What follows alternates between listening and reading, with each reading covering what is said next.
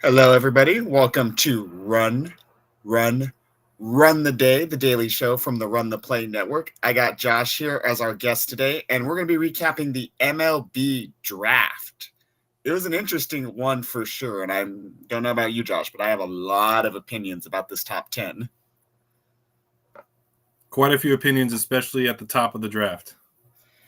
Well, before we get into it, just want to let you guys know that we are sponsored by Boom Fantasy. Use code RTP for a risk-free bet up to $100. And Josh will be back as we talk about the top of the AL X factors for both the Blue Jays, the surprising Tigers, and the God, I wish they die Houston Astros. And then we got fantasy football the next 2 days on Wednesday and Thursday, and I will be back on Friday for Creator Jeopardy. Now, what do you think about Ethan Willits going number 1 to Washington? Because I feel like that has kind of flown under the radar, especially with the stupidity that happened with the second pick here.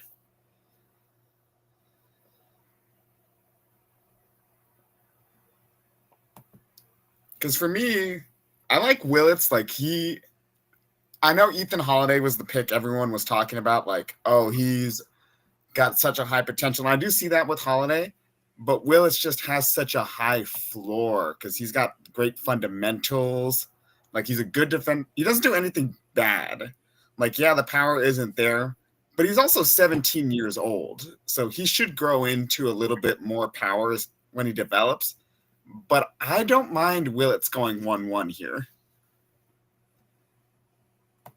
Yeah, I think it's kind of hard to judge really a high school prospect. I mean, you're talking about a player when you're drafting someone, you're looking for intangibles. You're not necessarily looking all the time for the skill set, right? Because when you got a skill set, you can develop a lot of those things later on throughout. That's what the minor leagues are for. So while a lot of people are kind of trashing this, you really don't know. I mean, there's guys that come through the system that are way lower draft picks, and there's a lot less expectations from them. You just don't know how someone's going to develop, how someone's going to work through the system. So it's really hard to say, like, right off the bat, this is a terrible pick, because you just don't know how they're going to respond to the system, to how they develop them. Right now, there are some organizations that do not develop well, and we know who some of those are. And so, but when you're talking about picks in the draft, baseball is one of those sports where you just cannot judge a pick right off the bat. Football, you can say, if it's a number 1 overall draft pick, you could say that's a bust probably within its first 2 years. Baseball, you got to give it 4 or 5 years before you even start talking about if it's a terrible pick or not, just because you have to develop that player. So a lot of times when we say this is a bad pick, it might be just because of the organization rather than the player. Yeah, because I remember covering the 22 draft, and the talk of the town, surprisingly enough, was another son of a former major leaguer in Drew Jones. And everyone thought Drew Jones was going 1-1. And then they were surprised when Jackson Holiday, ironically enough, another one of Matt Holiday's sons, went 1-1 in that draft. And I said at the time, I'm like, well, you don't OPS 1100 in high school on accident. I trust what the Orioles saw in Holiday, and they have thus far been proven right, quite frankly. It took a little bit, but Ethan Holiday is a fantastic player. And Drew Jones, yes, I know injuries have kind of got to him, but he's nowhere to be found on the top 100 prospect list from MLB.com. So I'm not saying something similar is going to happen here, but I think just the floor of Willits makes him a lot safer of a pick than Holiday. Yeah. So like I said, with Jackson Holiday, he had some of those intangibles. It's also in his blood. It's not every son of a major leaguer goes the distance and gets back and gets to the majors. But when you have the intangibles, right? OPS is one of those things that's an intangible, because when you have on base percentage plus slugging, right? That's contact and just plain getting on base. That's walks. That's, whatever that is. And so from a baseball player perspective, right, as a former player, when you have the ability to have a good eye at the plate, right, you get on base, you make contact. And then, of course, he's got the power stuff too, right? So that's the intangibles that organizations tend to look at is can they do the small things that they don't have to teach you so that when you get to the minors, you're just working on different things and just developing, again, those skill sets because they want that foundation. And a lot of times teams are looking for that foundation. And so when you look at a player, you're hoping that they got those intangibles enough that to where they can develop and just build upon those skills. And then you got to trust your organization that they're going to be able to develop them well enough. Yeah, the Nationals, granted, James Wood was mostly a finished product, but they developed him really well. They developed Abrams really well. I think they can develop Willips really well. However, an organization I think they can. Go ahead. Go ahead. No, I was just going to switch to Bremner right now. Just saying an organization that cannot develop people very well are the Angels, and they made the most controversial pick of the draft, let's be honest here, in Bremner. Quite easily. Because I think here's the thing is this is their MO, and this is why I agree with you when they say they're probably the worst developing organization in the major leagues. And the reason why is if you look at back to like the last few years, like, right, if you think about like in 2021, if you remember that draft, where their GM had 20 picks, and and they used all 20 picks on just pitchers alone. Do you know how many of those pitchers are in the major leagues right now? Is it 1? It's 0. There are none in the major leagues right now, at least in their organization, that are still in the organization. There's 0. So to say that that they don't draft well and then they don't develop well, their MO is to literally just run their prospects through their organization to their major league team. So that is literally they fast track, and that's why they're so bad in the majors for so long is they don't develop their players almost at all. If you look at all their major prospects that have come up in the last few years, they've Joe Adell's okay. He's average. He's not a game-changing prospect, although everyone was saying that he was going to be. But he moved way up too fast. There's only been 1 or 2 that I can think of that have been in the last 10 years even that have been that good of a prospect. And so the reason why I really was, and I think most people are just like, the worst pick of the draft is because there were so many other prospects around that they could have gotten, but they didn't. And so it's just all those things combined. If, like I said earlier, you got to be able to develop if you're going to draft. Even if you're going to have a poor draft, you got to develop. So if you can't develop, that's the basis of a good draft. And so they don't develop.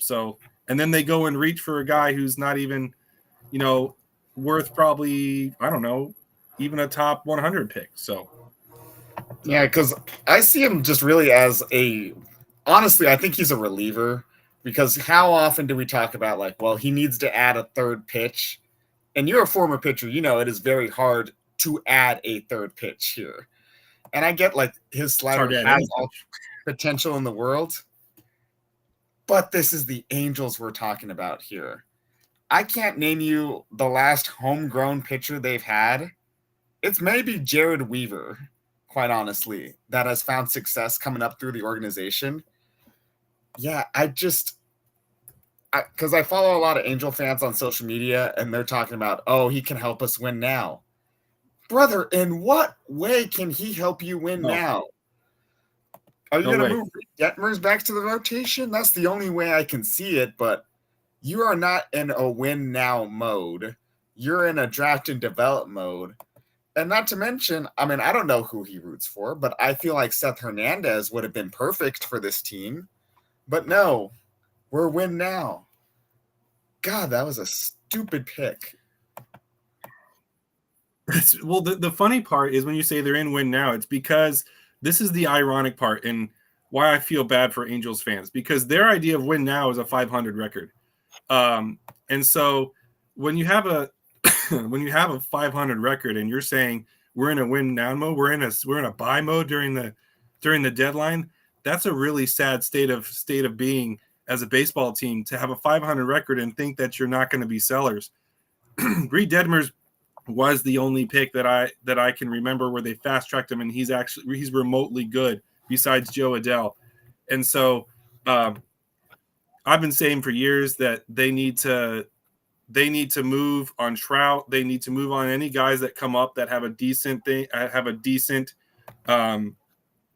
track record in the majors, because if you really want to develop at this point, because they draft so poorly and they develop so poorly, you need to get other teams draft picks that they've developed that have shown that they can be a top prospect in those organizations, especially with winning teams, right? Like everyone's saying, oh, Trout needs to go to Philly where he's from. Well, guess what? There's a team right there that usually develops well. And so at least they develop better than the Angels. So if they are giving away some of their top draft picks, at least you have a farm system now that has some weight to it. They are consistently in the bottom of all the rankings in their farm system, and they need to build that farm system. And they've proven you can't develop, you can't draft. How else are you going to do that?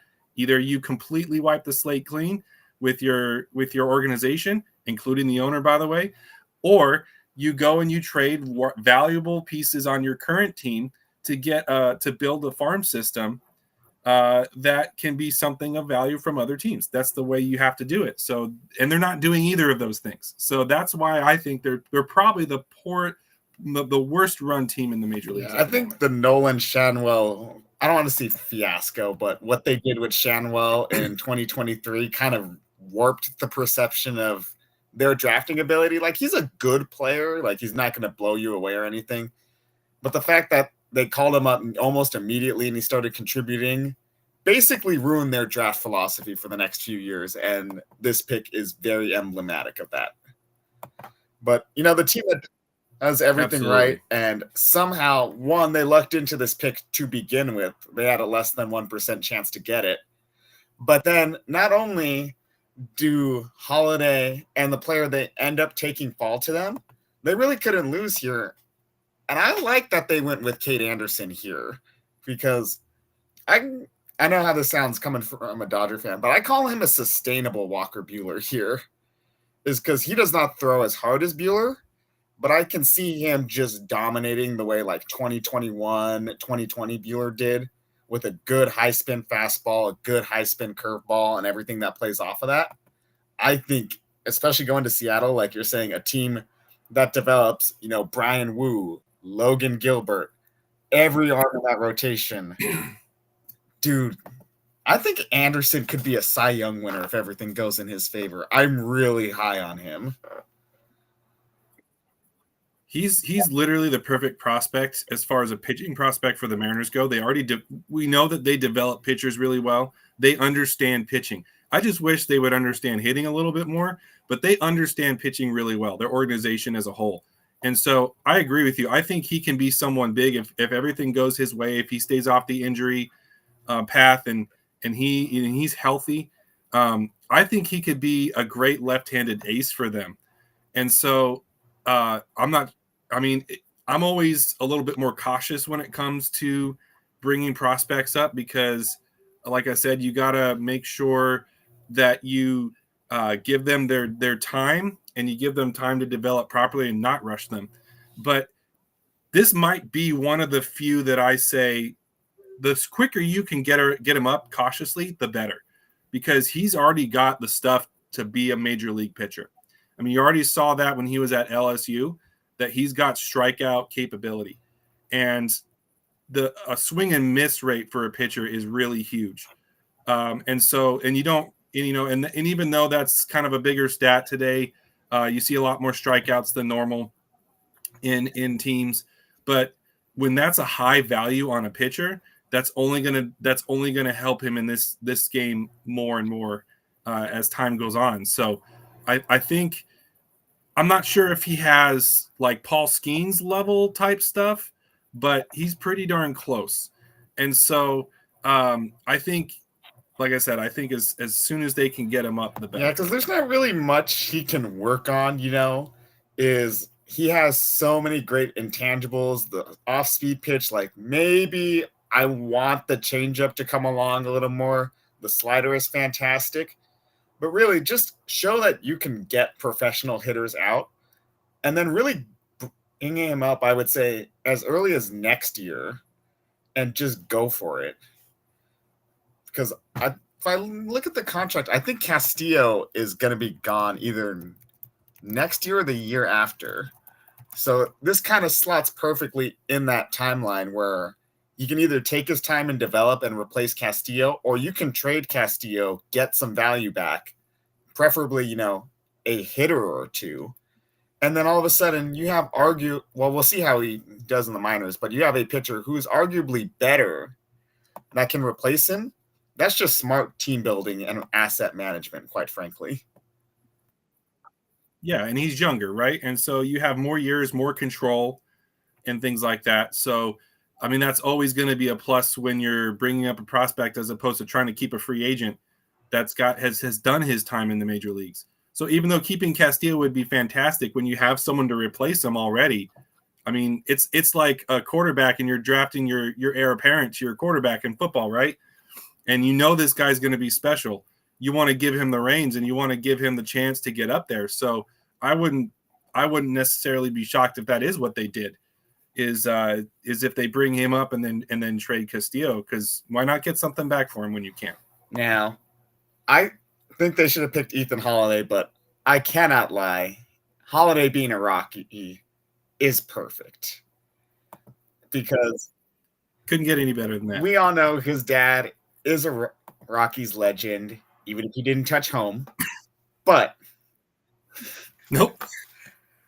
The fact that, a very high power player, and I get, not all high power players, cough, Zach Veen, work out at Coors Field. But the fact that he's young, is going to take his time developing. And kind of sneakily, the Rockies, I say, since Troy Tulowitzki have had like a little mini shortstop dynasty. Say what you will about Tovar at this point, but, to go from Tulowitzki to Story to Tovar to Holiday after, if everything pans out, the Rockies do not do a lot of things right, but shortstop seems to be one of the things they actually do right. I think Holiday will be a franchise legend like his father before him.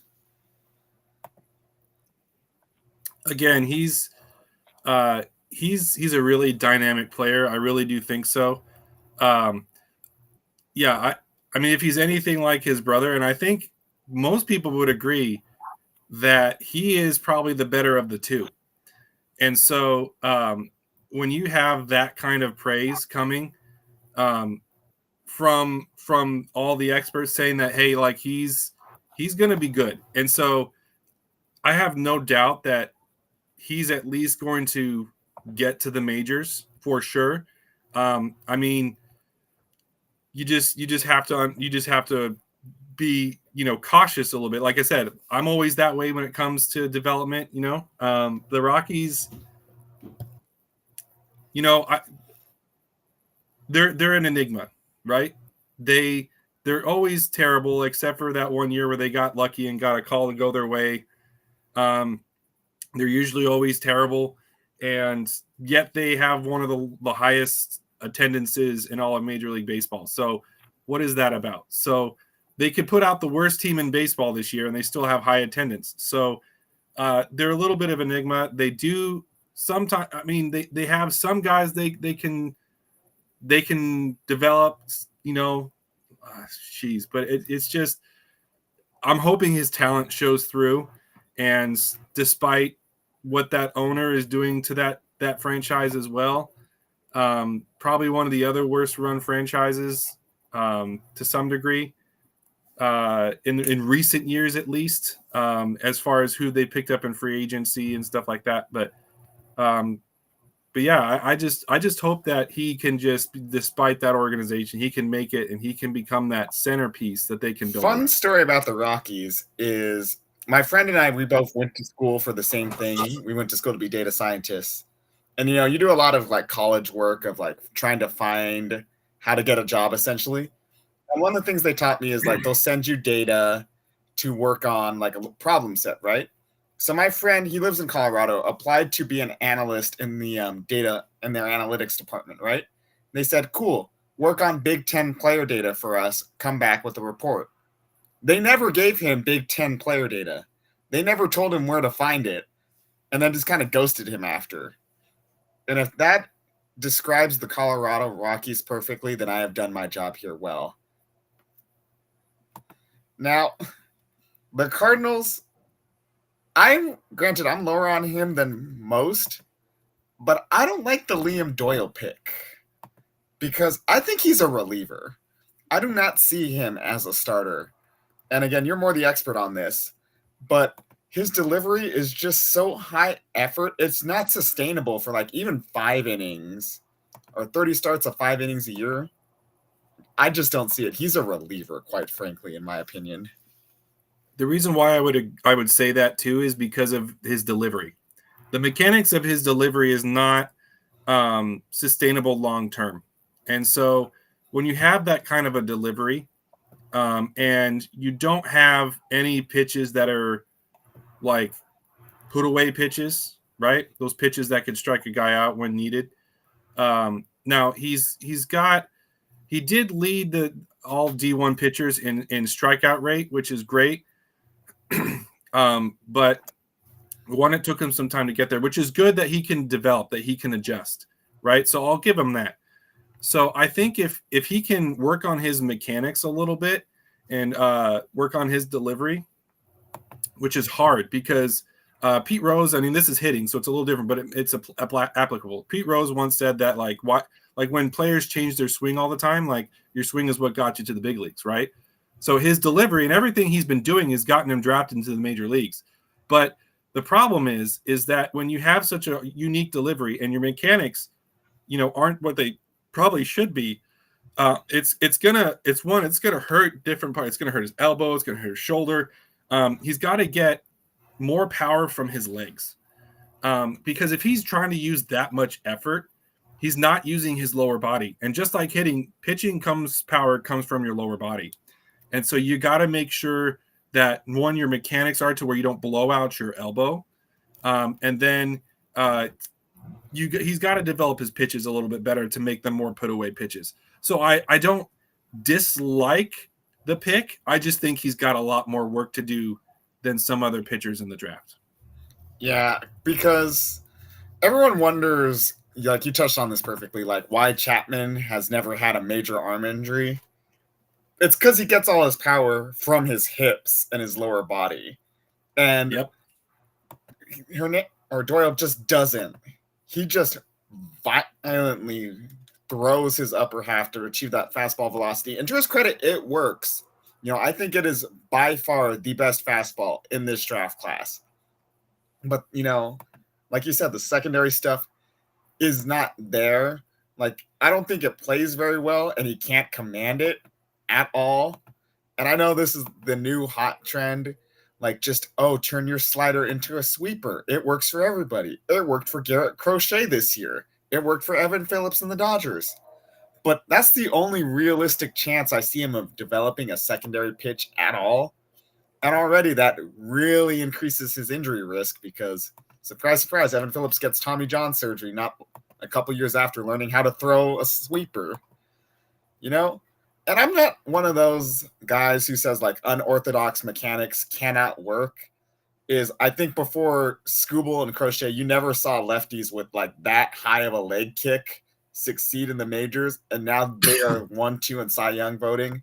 Even like a Zach Root, who we drafted this year, like, yeah, the mechanics, they're weird as hell.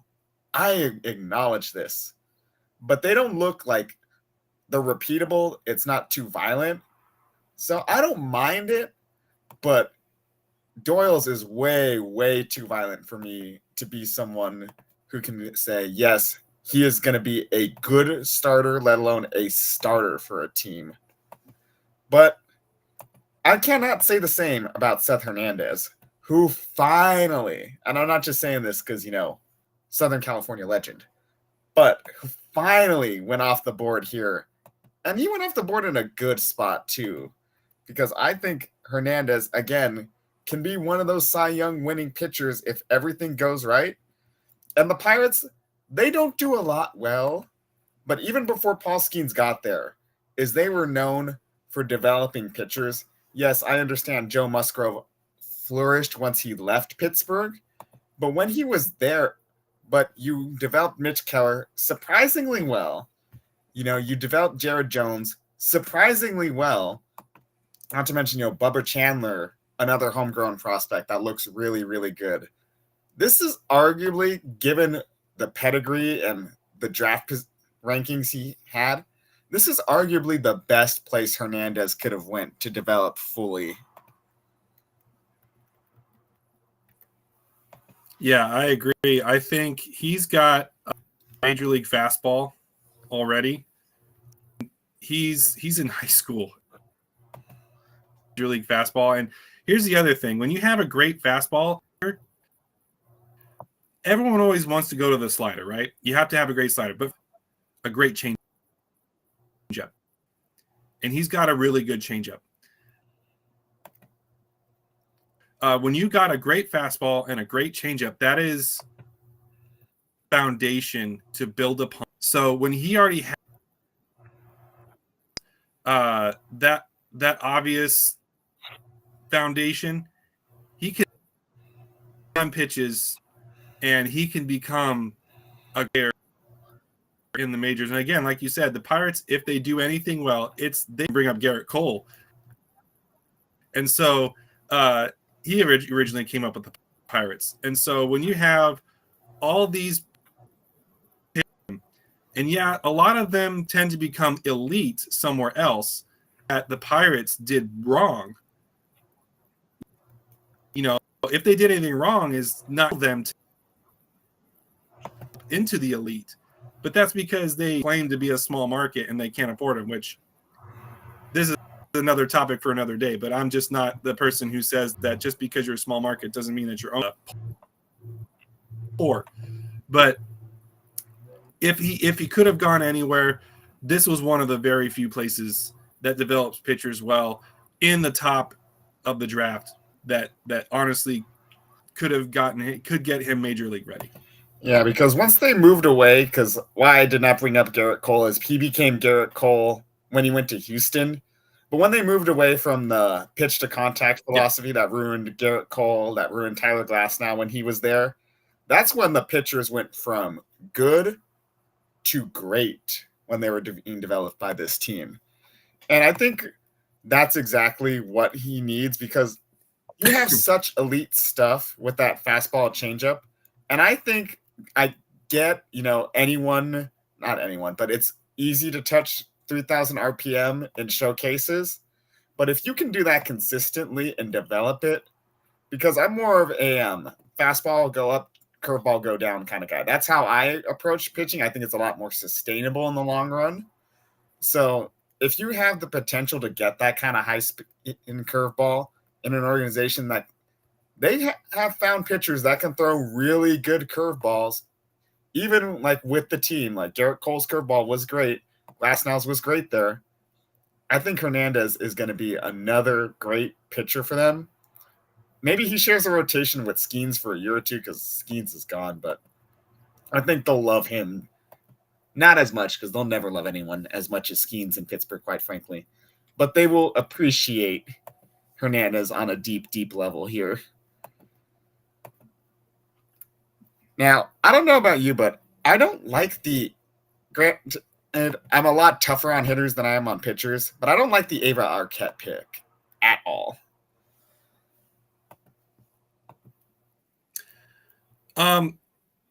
And the only reason I would say that's true is because they have a poor track record of developing hitters in Miami. And so at least recently, I mean, they had a great early on in the early 2000s and 2000, early 2000, and then early and late and early 2010s. They had a great track record of, you had Christian Yelich and you had Giancarlo, used to be Mike Stanton when he was with the Marlins, right? You had all those guys that they would develop, and now they're on other teams, and then they became a different player. But for the most part, in the last maybe 7 to 8 years, they haven't really developed hitters well. Now, the thing that you could say here is that with Arquette, he's got a good OPS already. When he was in in college, and he was one of the top hitters in the NCAA. But again, you're talking about an organization that has a terrible track record recently of developing hitters. Their offense has been one of the worst in major leagues. Their run differential is one of the worst in major leagues in the past so many years. So it's kind of hard to say that this is going to go well. Yeah, and then like I was talking about with Willits, high floor. He doesn't have, for me, the stuff that makes him like a high floor player. Like, he's an average runner. I get, he's been a lot better at shortstop, but I do not see him as a shortstop long term, just because he's still learning the position, and I get he's fluid and everything, but I don't see him necessarily as rangy as a lot of the top shortstops in this class. And I know he's got power and it's an easy, smooth swing, all the stereotypes you say about top 10 hitters and everything. But the Marlins, like you said, they just don't develop well whatsoever. How many times have we said, smooth swing, easy power, goes to that organization, and then you kind of never hear from them again after that. So I would love to be proven wrong. He is a college bat, has done it against more proven pitching, but I'm still in wait and see mode here about Arquette, which I can't say about JoJo Parker. I like him more, ironically enough, than Arquette, mainly because, he's a gap-to-gap hitter, which I think is a lot better of an approach than Arquette is. Like, I get they are similar prospects, similar swings. I don't see him as a shortstop, but just the fact that he has a better plate approach makes me a lot higher on Parker than I was on Arquette. Yeah, and he's probably going to end up at second or third, so he's probably not going to be a shortstop, but he's got that plus power that why I think they could move him to someplace like third base, or maybe even designated hitter in the future, depending on what happens. But I definitely think that he's a better and so here's the thing is when they have developed the Blue Jays, if they've done anything well, it's that they have developed hitters. A lot of their stars right now are from their system, and so that says a lot about them. And so what we want to see from this pick is that, right, they're going to probably move. Well, they have Chapman at third right now, so it's probably not going to make sense there unless Chapman's not going to be there forever. I'm thinking he was there before. No, he's with the Giants now. Never mind. So basically, he could be a third baseman. And so I think even though he is a shortstop, he's got that skill set. A lot of shortstops naturally move the third base. And so that could be an easy transition. They don't move as easily to second base. So I don't think that he's necessarily going to go there, or they shouldn't put him there because of the mechanics of being a shortstop, and your lateral movement makes more sense because you're on the same side of the field, and where he's played pretty much almost all his life is at shortstop for the most part. And so when you want to develop a player, you don't want to you don't see a ton of players who go from the infield or the outfield or vice versa very often that do very well, right? Just look at a Jose Altuve playing left field. Good God, that's awful. And so basically what we want to see here is we want to see him move to third base, because that is a natural movement in his mechanics as a shortstop to continue to develop. And then I'm not necessarily worried about his hitting so much. It would be his feeling that I'd probably want to make sure that they're careful. Yeah, and especially, I know we don't say a lot of great things about the Padres, but one thing like I do agree with that I saw on social media is, they were so good defensively last year because they basically had shortstops everywhere. Is you have to have such a high baseball IQ to play shortstop at any level. I was never an athletic kid. I never played shortstop on even my T-ball team. So just to have that kind of baseball IQ, put him at third base, especially because he has a good arm. Don't get me wrong. I think he can make, not Manny Machado-esque throws, but he can make good throws from third. once he moves there, because he is going to move, he is going to be an elite third baseman, especially if the bat develops. It's like everybody, including us, thinks it will. But I hope you guys like shortstop, because the final two picks we're going to talk about here are both shortstops. And that starts, of course, with Steele Hall. Just, I don't mean to be so negative on a lot of the hitters here, but I hate his plate approach so much. Like, he's got a good swing, don't get me wrong, but we've seen the downfall of too many free swingers before. And I don't like drafting like just pure athletes with speed, because Nick Gordon was a pure athlete with speed, and we'd never heard from him again, essentially. You know, and I don't think it's going to be easy to fix his plate approach, because we talk all the time like, oh, he just needs to learn to not swing as much.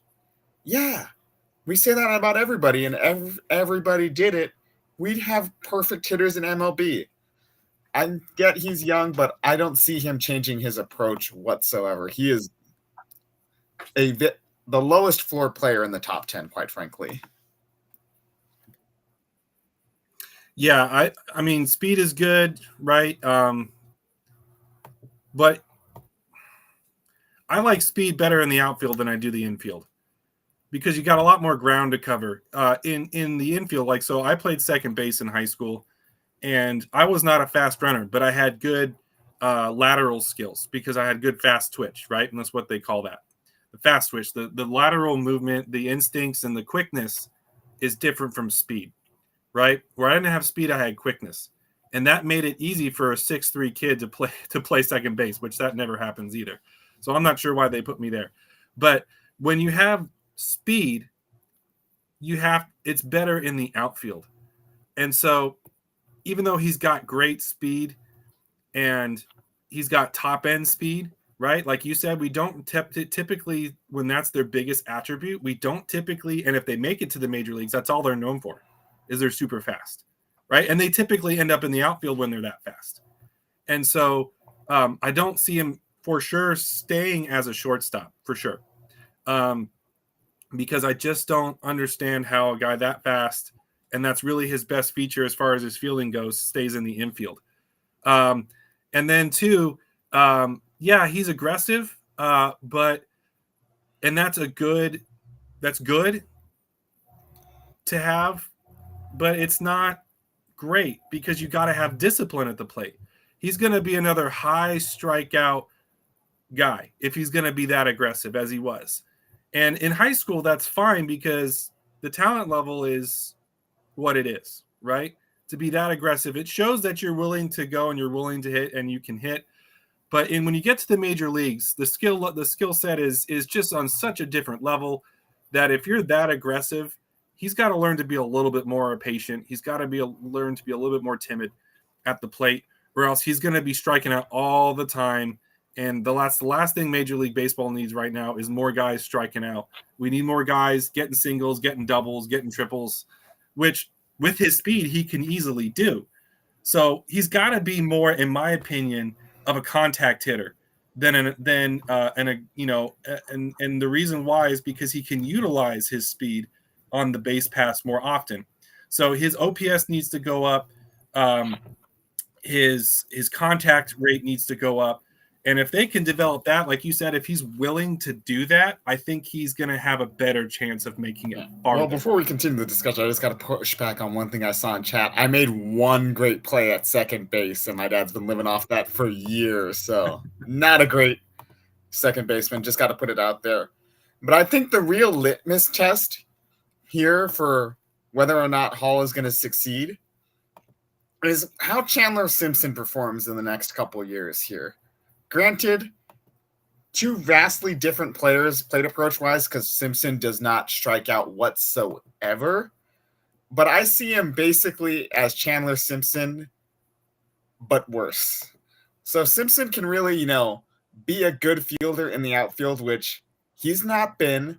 All that speed, and he has such poor range in the outfield. It is paradoxical at this point. So can he be a good defender in the outfield? Can he make any kind of quality contact.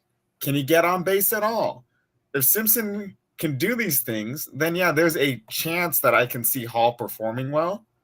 But Simpson has not shown it to me whatsoever. And I think if he can't do it, who has a fantastic running tool, then I don't think any just pure speedster can survive in the majors at this point here. Now, the last pick. Nope. Not last pick we're going to talk about today is our final shortstop. And I swear to God, I'm done talking about shortstops after this. I love the position. It's so much fun, but I'm over it at this point, man. Just let me be. But he is a very good one. A Southern California legend. Same high school as Seth Hernandez, by the way. Billy Carlson is. I know the thing is, two-way player. No, he won't. Let's just drop that right now. Literally, I have it pulled up right now on MLB.com. At one point, Carlson was thought to be a legitimate two-way player. No, he wasn't. No, there's never going to be another two-way player after Ohtani. Just leave it be. But yeah, I don't think the White Sox ever thought he was going to do that. Yeah, it annoys me when that comes up in like player, all the reading I do, like, oh, he could have been a two-way player. And I could have played second baseman. But what I do like about him is he has such good defensive skills already that he is just going to get so much runway to develop because, unlike Hall, his athleticism actually has turned out to be useful. So when he defends really well, you can develop that athleticism on all that tools he naturally has just to be a great player. He gets a lot more leeway because I'd rather have, a good defensive shortstop who cannot hit than an elite hitting shortstop who cannot defend. That gives him so much time to develop. And I get it. It's the White Sox. But still, I think they will take a lot of time developing him to where I think he can be a great, great player for this organization. Yeah, he's a little tall for a shortstop to some degree, but you don't really talk about that kind of stuff anymore in baseball today. They don't talk about size of players at positions like they used to when I was growing up. But no, he's, like I said, when you look at his fielding and his defense, like I talked about it earlier, the fast twitch, the lateral movement, the arm strength, it's all there. He's got the defense down. It's just a matter of, right, you got to adjust to the skill set of the level that you're at. So you got to give him some time to get used to that, to the speed off the bat, reacting off the bat, things like that. Once you get that down, though, I mean, he's not going to have a hard time doing that. It's just adjustment. And then that's all it is. It's just a quick adjustment. And he's got the defense ready to be at least in AAA. Like, I mean, maybe not majors right away, but he's got the defensive skills to be in AA, AAA right away easily. He's already got good bat skills. Right? It's probably the one thing that he could work on a little bit, but I mean, he's probably one of the best complete package players in the top 10, in my opinion, because he's got those two things, and so, like you said, I agree with you that I'd rather have a shortstop that has great defensive skills, because that is the captain of the infield, right? Shortstop's captain of the infield. They got to cover the most ground in the infield. You got to have the lateral movement. You got to have the arm strength. You got to have the IQ to know what play's going where. And like I said, you're the general of the infield. So you got to know all those things. And he's got those intangibles. He's got those skills as an infielder. So if you're going to have that, I mean, I think this is for the White Sox who need talent and need it fast. I think this is a good pick. Dansby Swanson got $177 million, and he has never been a good hitter at any point in his career, and they got it purely off his defense. So, yeah, I think the White Sox had, I wouldn't say the best pick of the top 10 because, Holiday went 4, Anderson went 3, but they very clearly had the third best pick of this top 10. just based on positional value and where they got him and the floor. Yeah, the White Sox are starting to trend up here. But before we go, is there any player that was drafted that you think was a steal or you want to talk about on the way out? Yeah, I think. Well, let's just put it this way: there are about 2 or 3 teams that had a stacked draft. One of them being the Red Sox, and one of the players that they got at number 15 was Kyson Witherspoon. And the reason why I think he could be something special is because he's got already touching 99 on his fastball, which and if you're talking about this Major League Baseball right now, obviously top speed is something that's really good. The reason why I think this is something that's going to help him is that his walk rate has improved in the last couple years. So if he can continue to develop, which means he's open to change, he's open to, taking suggestions, that's a great intangible for a pitcher to be willing to adjust. If he's improving at that rate, that's going to be good for him. He's got a ton of pitching options. He's got a slider, a cutter, a changeup, a curveball, and they're all 60 grade pitches, which means they're well above average. And so, and he not only does he have those skills, he's known as a clubhouse guy. And I'll say this as a former player, sometimes, and a lot of teams, and we know that from the Dodgers, right? Just got rid of 2 of them. That they tend to keep clubhouse guys around a lot longer than if they weren't as good, as opposed to guys who are more talented, because culture means, in my opinion, as a former player, culture means a lot more than people tend to think. And that's why I think that, the Dodgers have done so well, and other teams like the Dodgers have done so well, is because players want to go there because they love the clubhouse. They love how their culture is. And a lot of the best teams over the years have great clubhouse culture. And so he's one of those guys who you can add to the clubhouse. He's going to be a clubhouse guy. He's going to be a culture guy.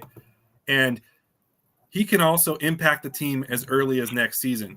And so he's a guy who's major, almost major league ready.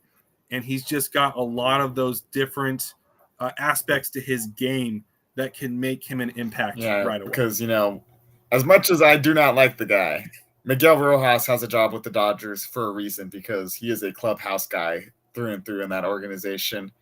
And how long for the Red Sox have we 100%. said? Or we haven't said it that long, but all season it's been, okay, well, who's pitching behind Crochet? And I'm not going to put that kind of expectations on Witherspoon, but if they don't get anyone at the deadline, they may have their number 2 behind Garrett Crochet if everything pans out well.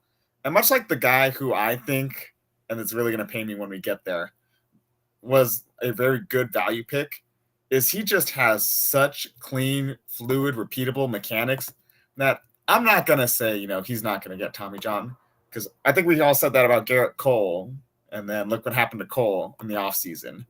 But he just does everything so well that it's really hard for me just to nitpick a weakness in his game. Like, yeah, you can say the changeup only has a 45 grade, but if you have so many other plus pitches, you don't really need that changeup to be a 4th or 5th pitch here. I mean, how long has Clayton Kershaw been trying to learn the changeup here? You can succeed with 3 elite pitches if you throw them really well here. And I think that's exactly what Witherspoon can do. And just to see his meteoric rise, I think he is going to be a great player very soon. And for my honorable mention here, oh, this pains me because I do not like praising the Padres, and I already did it once in this video. But I love the pick of Cruz Schoolcraft. I am sorry. Because for me, like, the number one thing that stood out for me is, like, yes, he is tall and he's all arm and leg coming at you with his delivery. But he keeps that left arm in tight. Man, it is I love his delivery. It is so good.